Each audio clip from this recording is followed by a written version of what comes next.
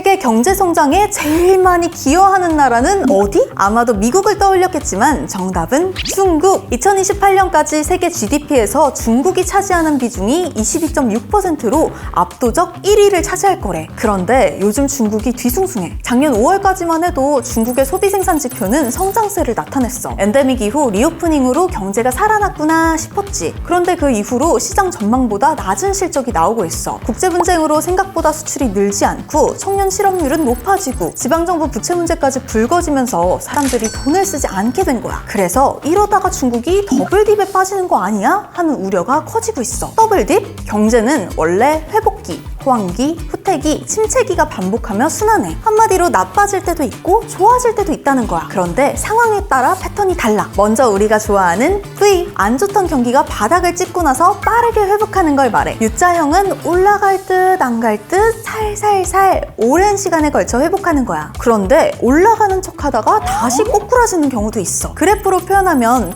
W를 닮아서 W자형 경기 변동이라고 부르기도 하고, 한번 내려갔는데 또 내려간다고 해서 더블딥이라고 부르기도 해. 일반적으로 2분기 연속 마이너스 성장을 하면 경기 침체라고 하거든. 더블딥은 잠시 반등한 후에 다시 2분기 연속 마이너스 성장을 하는 거야. 더블딥이 무서운 건 첫 번째 하락보다 두 번째 하락이 더 심한 경우가 많기 때문, 장기 불황으로 갈 가능성이 높다는 거지. 실제 사례는 1930년대 미국을 들 수 있어. 미국, 그리고 세계 역사상 가장 길었던 경제위기 대공황. 미국 정부는 지출을 늘리고 통화를 공급하면서 경제 심폐소생에 나섰어. 이런 노력 덕분인지 다행히도 1933년부터 회복이 시작돼 연평균 9%로 경제가 성장하기 시작했고, 한때 25%에 달했던 실업률도 1937년 14% 수준으로 떨어졌지. 경제 생산량이 대공황 이전 수준까지 올라온 거야. 그런데 이 정도로 회복되니 이제 괜찮은 건가? 그럼 시중에 돈이 많이 풀렸으니 이대로면 인플레이션이 올 수도 있겠네? 하면서 이제 지출 그만! 유동성을 줄이고 수입과 지출을 비슷하게 맞추기로 했어. 미국 중앙은행인 연준도 인플레이션을 우려하면서 시중은행에 지급준비금 3배로 갖고 있어 라고 하니 은행은 대출을 줄이기 시작해. 이렇게 금융과 재정이 모두 긴축으로 돌아서자 시장은 다시 돈이 말랐고, 사람들은 이러다가 또 대공황이 오는 거 아니야?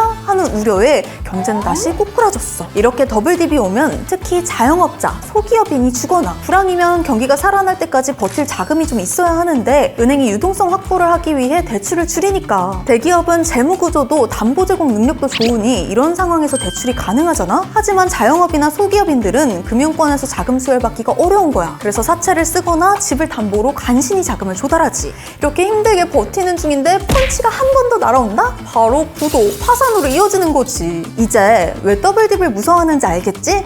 경제 더블로 나빠지는 거 말고 그냥 더블로 좋아지면 좋겠다.